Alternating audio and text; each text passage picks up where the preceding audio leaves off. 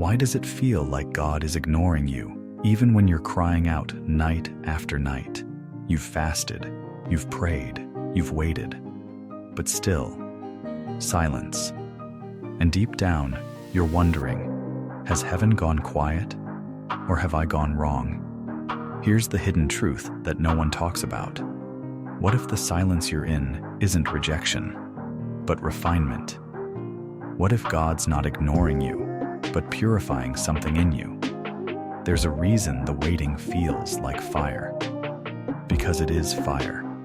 And in that furnace, God isn't punishing you. He's burning away what would sabotage the blessing you've been begging Him for. You keep asking for breakthrough, but He's trying to break strongholds. You beg for your calling, but He sees what's still corrupting your heart. The secret desires, the quiet compromises, the lust you've disguised as just a struggle. James 1:14 says we are tempted when we're dragged away by our own lust, and the enemy doesn't have to drag you far if you're still holding hands with what God told you to let go. You think it's just emotional pressure, just a rough season, but God sees deeper. He sees the thought patterns you've allowed, the images you've invited back, the harmless scrolling that's weakening your soul. He sees the hunger you try to satisfy in the dark.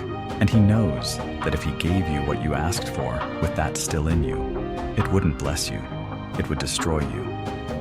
Lust doesn't always look like pornography or infidelity. Sometimes it's just misplaced affection, twisted desires, emotional attachments that pull your soul away from purity. And here's the truth. Before God gives you the platform, He purifies the places no one sees.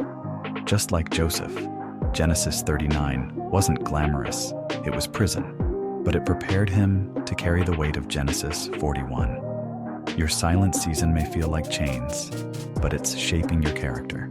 Maybe every unanswered prayer is actually an invitation. Examine the doorways you've left open. You fast, but you still fantasize. You cry, but still cling to comfort sins. You want influence, but your integrity is still bleeding.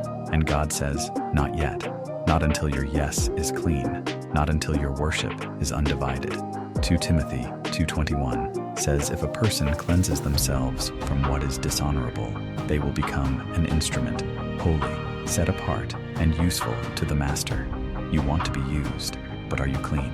You want to be chosen, but are you still chasing secret idols? Psalm 24:4 reminds us only those with clean hands and pure hearts will ascend. So maybe the delay is not denial, it's mercy. Maybe this silence isn't because God left, it's because He's doing surgery, removing what would infect your future, cleaning the wounds you ignored, rescuing you from a blessing you aren't yet ready to carry. You keep asking, why not now, God? And He's answering, not with that still in you. Romans 8:13 says, if you live by the flesh, you will die. But if by the Spirit you put to death the misdeeds of the body, you will live.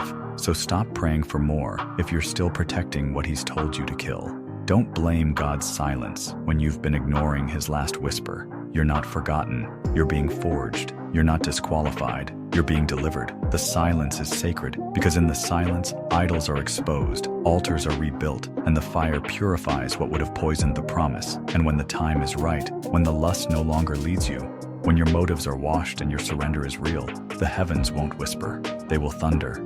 Until then, let the fire do its work. Let the silence sanctify you, because what God has for you is too holy to be handed to a divided heart.